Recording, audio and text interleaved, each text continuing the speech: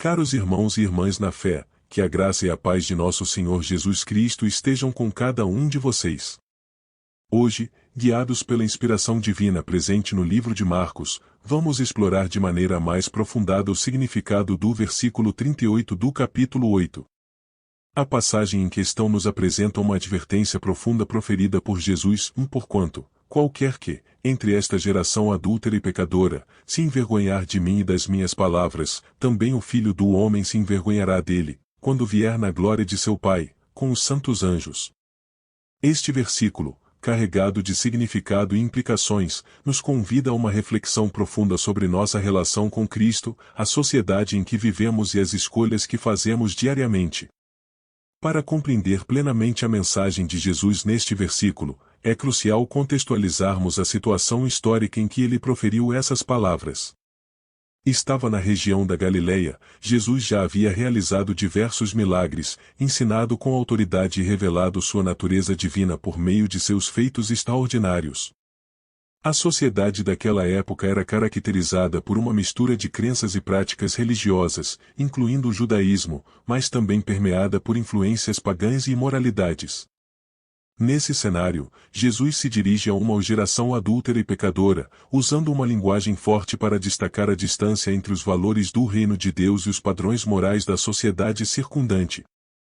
Ao afirmar que o qualquer que, entre esta geração adúltera e pecadora, se envergonhar de mim e das minhas palavras, Jesus está lançando um desafio profundo aos seus seguidores. A vergonha pode se manifestar de diversas formas, seja através do silêncio diante da verdade, seja por meio da conformidade com os padrões do mundo. Jesus nos chama a transcender essas tentações e a não nos envergonharmos dele, pois, ao fazê-lo, estaríamos nos alinhando com os valores e princípios divinos. A segunda parte do versículo nos oferece uma visão ainda mais penetrante da gravidade dessa questão. Jesus declara que, se alguém se envergonhar dele e de suas palavras, também ele se envergonhará dessa pessoa quando vier na glória de seu Pai, com os santos anjos. Essa afirmação ressalta a seriedade da postura que escolhemos adotar em relação a Cristo e ao Evangelho. A vinda do Filho do Homem na glória do Pai é um evento escatológico que transcende o tempo e nos remete à consumação dos propósitos divinos.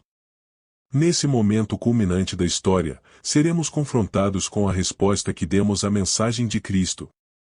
Se, em nossa jornada terrena, optamos pela vergonha e pelo afastamento do Senhor, também seremos envergonhados diante dele no momento de sua manifestação gloriosa. Ao trazer essa mensagem para os dias atuais, percebemos que a advertência de Jesus ressoa de maneira impactante em nossa sociedade moderna. Vivemos em um mundo repleto de desafios morais, éticos e espirituais, onde as tentações são abundantes e as pressões para conformar-se aos valores seculares são intensas. A geração adúltera e pecadora não é uma realidade restrita ao contexto bíblico, mas é uma descrição que ecoa em nosso tempo. O apelo de Jesus é atemporal, chamando-nos a resistir às correntes do mundo e a permanecer firmes na confissão da fé, independentemente das adversidades. A vergonha mencionada por Jesus não se limita a uma sensação pessoal, mas também se refere à disposição de confessar publicamente a fé em Cristo. Envergonhar-se dele implica negar sua autoridade, rejeitar seus ensinamentos e comprometer-se com uma postura de conformidade com os valores mundanos. No entanto, a confissão pública de fé é uma marca distintiva do discipulado cristão. Jesus mesmo disse em Mateus 10:32-33, portanto, todo aquele que me confessar diante dos homens, também eu o confessarei diante de meu Pai que está nos céus. Mas qualquer que me negar diante dos homens, também eu o negarei diante de meu Pai que está nos céus. Essas palavras ressaltam a importância de não nos envergonharmos de Cristo, mas de proclamarmos corajosamente a nossa identidade nele. A referência à geração adúltera e pecadora o sugere não apenas uma conduta imoral, mas também uma infidelidade espiritual. A metáfora do adultério espiritual é recorrente nas Escrituras, denunciando a tendência humana de buscar outras fontes de satisfação e significado além de Deus. Isso nos leva a refletir sobre as seduções espirituais que permeiam nossa cultura contemporânea. Em um mundo onde as ideologias, as paixões e os desejos pessoais muitas vezes substituem ou obscurecem a primazia de Deus, somos desafiados a permanecer fiéis à nossa aliança com o Senhor. A fidelidade espiritual é um componente essencial da nossa resposta ao chamado de Jesus para não nos envergonharmos dele.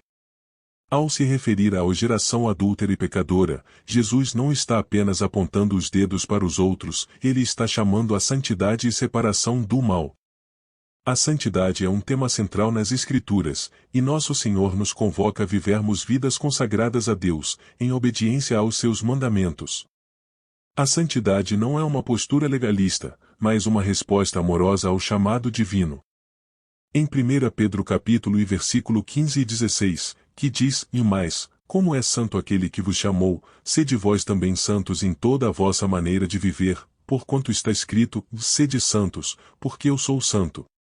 Essa chamada à santidade implica em uma separação do pecado e uma consagração total a Deus, refletindo seu caráter em nossas vidas. A promessa de que o Filho do Homem virá na glória de seu Pai, com os santos anjos, traz consigo a expectativa da consumação de todas as coisas. A segunda vinda de Cristo é um tema central na escatologia cristã, sinalizando o cumprimento das promessas divinas e o estabelecimento final do reino de Deus. Nesse momento glorioso, seremos confrontados com a resposta que demos ao Evangelho. Se optarmos pela vergonha de Cristo, experimentaremos a consequência de sermos envergonhados diante dele. Por outro lado, se permanecermos fiéis e não nos envergonharmos de proclamar sua verdade, seremos acolhidos em sua presença gloriosa. Essa mensagem transcende as reuniões de culto e invade nossa vida cotidiana. A não-vergonha de Cristo não se limita a momentos isolados de testemunho, mas permeia todas as esferas de nossa existência. Significa agir de maneira ética, amorosa e justa em nossos relacionamentos, trabalho e interações sociais. O discipulado cristão envolve a integração das verdades do Evangelho em nossa tomada de decisões diárias, na maneira como tratamos os outros e na forma como administramos nossos recursos. Ao vivermos de acordo com os princípios de Cristo, estamos expressando nossa não-vergonha dele em todos os aspectos da vida. Vivemos em uma sociedade onde a pressão cultural muitas vezes busca silenciar ou desacreditar a mensagem cristã. O medo de ser ridicularizado, marginalizado ou mal-entendido pode ser uma tentação para ceder à vergonha. No entanto, a palavra de Deus nos encoraja a resistir a essa pressão e a permanecer firmes na confissão de nossa fé. A não-vergonha de Cristo implica em resistir à conformidade com os valores do mundo quando estes entram em conflito com os princípios divinos.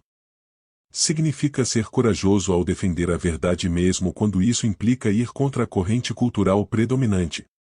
Uma maneira poderosa de expressar nossa não-vergonha de Cristo é por meio do amor.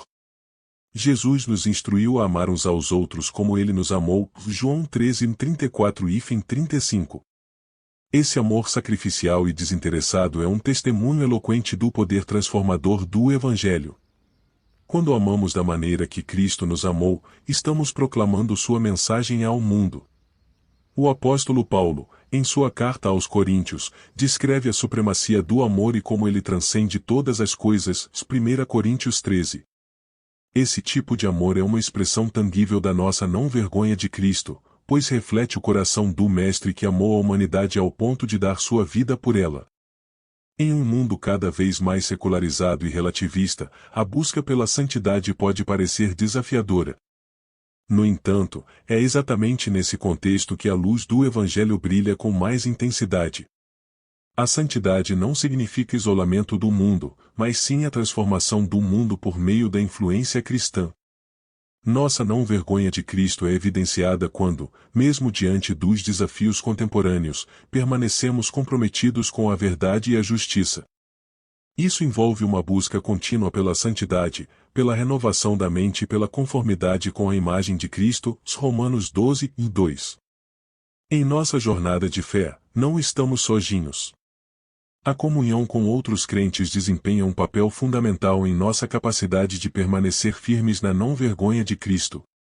A comunidade de fé não apenas nos encoraja e apoia, mas também serve como um lembrete constante da importância de mantermos nossa fé centrada em Cristo, A comunhão cristã é um reflexo da unidade do corpo de Cristo, onde cada membro desempenha um papel vital. Juntos, podemos enfrentar os desafios, encorajar uns aos outros e celebrar as vitórias, fortalecendo assim nossa não-vergonha de Cristo. Em conclusão, o versículo 38 do capítulo 8 de Marcos nos convoca a uma profunda reflexão sobre nossa relação com Cristo, nossa postura diante das pressões culturais e a forma como vivemos nossas vidas diárias. A não-vergonha de Cristo não é apenas uma expressão verbal, mas uma atitude que permeia cada aspecto de quem somos e do que fazemos. À medida que enfrentamos os desafios de uma sociedade cada vez mais secular e pluralista, a mensagem de Jesus ressoa com uma urgência renovada. Que possamos, com ousadia e amor, proclamar o nome de Cristo em nossas vidas, resistindo à vergonha e permanecendo firmes na confissão da nossa fé. Que a não-vergonha de Cristo seja a luz que guia nossos passos e que, quando Ele vier na glória de seu Pai, nos encontremos entre aqueles que o confessaram diante dos homens. Vamos falar com Deus. Querido Deus, nosso Pai Celestial, nos achegamos a Ti neste momento de oração com corações cheios de gratidão e reverência. Te agradecemos por Tua graça infindável, por enviar Teu Filho amado, Jesus Cristo, para ser o nosso Salvador e Senhor. Hoje, elevamos nossos corações diante de Ti, inspirados pelo chamado de não nos envergonharmos de Cristo. Senhor, reconhecemos que vivemos em meio a uma geração adúltera e pecadora, mas em Tua presença encontramos força e esperança. Pedimos, Pai, que nos concedas coragem para resistir às pressões deste mundo, para não nos conformarmos com os padrões que se opõem à Tua verdade.